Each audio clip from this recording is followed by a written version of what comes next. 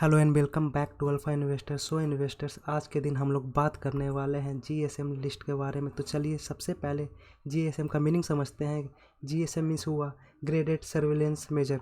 इस लिस्ट में जनरली उस टाइप के स्टॉक्स को डाले जाते हैं जो कि एक पेनी स्टॉक है और उसके फंडामेंटल्स और प्राइस आपस में मैच करते हुए नहीं देखने को मिलते हैं। अगर ओवरऑल कहा जाए तो एक पेनी स्टॉक्स को ही जनरली जीएसएम लिस्ट में डाला जाता है। आप लोगों में से मोस्ट ऑफ द लोग एएसएम लिस्ट के बारे में तो जानते होंगे, लेकिन जीएसएम लिस्ट के बारे में नहीं जानते हैं। तो चलिए आज हम लोग सबसे पहले जीएसएम लिस्ट में कैसे डाले जाते हैं स्टॉक, उस स्टॉक में क्या ऐसी प्रॉपर्टीज़ होती है जिस वजह से उस स्टॉक को जीएसएम लिस्ट में डाला जाता है। अगर किसी कंपनी का नेट वर्थ जो होता है अगर वो 10 करोड़ से नीचे देखने को मिले या फिर फिक्स एसेट लगभग 25 करोड़ से नीचे देखने को मिले, और तीसरा क्राइटेरिया निफ्टी 500 का जो पीई होगा उससे 2 टाइम्स ज़्यादा के पीई पे ट्रेड करते हुए देखने को मिले, तो इन सभी स्टॉक्स में एएसएम लिस्ट में डाला जा सकता है। और ये सभी जो प्रॉपर्टीज़ ऊपर 3 प्रॉपर्टीज़ दिए गए हैं वो सभी प्रॉपर्टी जनरली पेनी स्टॉक में देखने को मिलता है। अगर कोई स्टॉक जीएसएम लिस्ट में आ जाता है तो उन सभी स्टॉक्स में कैसे कैसे खतरे मंडरा सकते हैं, उन सभी के बारे में अब हम लोग थोड़ी बातें कर लेते हैं। अगर कोई स्टॉक जीएसएम लिस्ट में आ जाता है तो सबसे पहले उस स्टॉक का मार्जिन ख़त्म कर दिया जाता है। सपोज डेट कोई स्टॉक अगर 10 रुपये पे ट्रेड कर रहा है और मुझे 100 स्टॉक लेने हैं, तो आप लोग समझ सकते हो कि मुझे लगभग 1000 रुपये पे करना होगा। लेकिन इसमें जो मार्जिन कंपनी की तरफ से मिलने वाली या फिर ब्रोकर की तरफ से मिलने वाली है उसमें 1 रुपये का भी मार्जिन देखने को नहीं मिलेगा। और दूसरी बड़ी बात, इसमें लोअर सर्किट और अपर सर्किट 5% या फिर 5% से नीचे भी जाते हुए देखने को मिल सकता है। और ये क्राइटेरिया है जीएसएम स्टेज फर्स्ट की। तो आप लोग यहाँ पे देख सकते हो कि जीएसएम का जो स्टेज होता है वो 4 स्टेजों में होता है। तो स्टेज 1, स्टेज 2, स्टेज 3 और स्टेज 4, जहाँ पर जो मैंने अभी बताया है ये स्टेज फर्स्ट के लिए रूल लागू होता है। अगले स्टेज में ऐसा होता है कि उसमें भी 5% का सर्किट तो लगा रहता है, लेकिन जो हमने 1000 का ट्रेड किया था उसमें 1000 तो हमें पे तो करना ही होगा, लेकिन ऊपर से 50% और ज़्यादा पे करना होगा। मीन्स मैंने ट्रेड तो 1000 का लिया, लेकिन मुझे भी जो पे करना होगा वो 1500 पे करना होगा।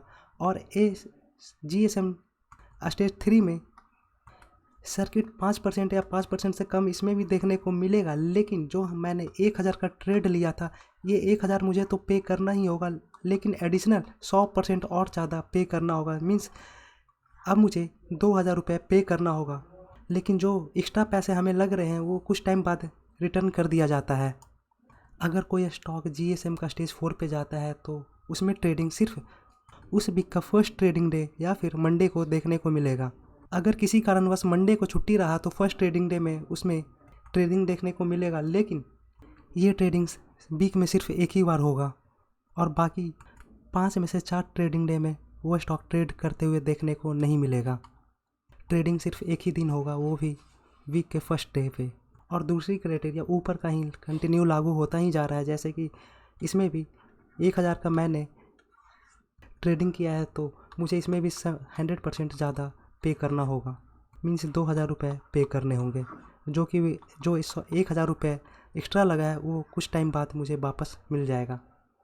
और आप लोग जानते ही होंगे कि पेनी स्टॉक जनरली कहाँ ट्रेड करता है, तो वो जनरली कहाँ पर ज़्यादा ऐड दिखाया है। तो जनरली आप लोग जानते होंगे कि यूट्यूब पे बहुत ज़्यादा पेनी स्टॉक को दिखाया जाता है यूट्यूब एड्स के थ्रू, या फिर बहुत सारे टेलीग्राम में भी पेनी स्टॉक को काफ़ी ज़्यादा पुश करते हुए देखने को मिलता है। और इन्हीं सभी चीज़ों से बचाने के लिए सेबी ने जीएसएम लिस्ट का निजात किया था। जैसे एएसएम का लिस्ट होता है वैसे ही जीएसएम का लिस्ट एनएसई के द्वारा बनाया गया है। तो हम लोग उसी पेज पे आ चुके हैं जहाँ पर उन कंपनियों का ये लिस्ट देखने को मिल रहा है जो कि जीएसएम लिस्ट में है। तो चलिए हम लोग एक रैंडम सा स्टॉक उठा लेते हैं, जैसे कि ब्लू कोस्ट। अगर ब्लू कोस्ट स्टॉक को मैं अगर बीएसई पे सर्च करूँ तो आप लोग क्लियरली देख सकते हो कि ब्लू कोस्ट को यहाँ पर जीएसएम स्टेज 4 में दिखाया जा रहा है। लेकिन अगर कोई ब्लू चिप कंपनी ले लूँ तो आप लोग देख सकते हो कि ब्लू चिप कंपनी को कैसे बीएसई लिस्ट करता है। तो आप लोग क्लियरली देख सकते हो कि यहाँ पर कोई एएसएम या फिर जीएसएम का कोई मार्क नहीं लगा हुआ देखने को मिलता है। अगर ब्लू कॉस्ट की मार्केट कैप की बात करें तो आप लोग देख सकते हो ब्लू कॉस्ट की मार्केट कैप देखने को मिल रही है 8.8 करोड़ की भी। और जब इसकी मैक्स की चार्ट ओपन करें तो आप लोग देख सकते हो कि मैक्स में बिल्कुल पूरी तरह से बेल्ट डिस्ट्रॉयर कंपनी है, जो कि मैक्स में लगभग 96% का डाउनफॉल देखने को मिलता है। और ये वही कंपनी है जो जीएसएम लिस्ट में है। और आप लोग इसमें क्लियरली देख सकते हो कि इस टाइप के स्टॉक में काफ़ी ज़्यादा पंप एंड डंप किया जा रहा है। तो इसी सभी चीज़ों से बचाने के लिए सेबी ने जीएसएम लिस्ट का इजाद किया था। और आप लोग देख सकते हो कि ये तेज़ी लगभग 2000% की देखने को मिल रही है। और ऐसी ही तेज़ी के बीच में एक आम रिटेल इन्वेस्टर्स को फंसाने की पूरी तरह से कोशिश की जाती है। और उन सभी कॉल में बोला जाता है कि ये स्टॉक 6 का स्टॉक है, ये 12 चला जाएगा, ये स्टॉक 15 चला जाएगा। तो इन्हीं सभी चीज़ों के बीच में एक रिटेल इन्वेस्टर फंस कर रह जाता है। और इन्हीं सभी चीज़ों से बचाने के लिए सेबी ने रिटेल इन्वेस्टर्स के लिए एक हार्ड एंड सख्त रूल लाया है।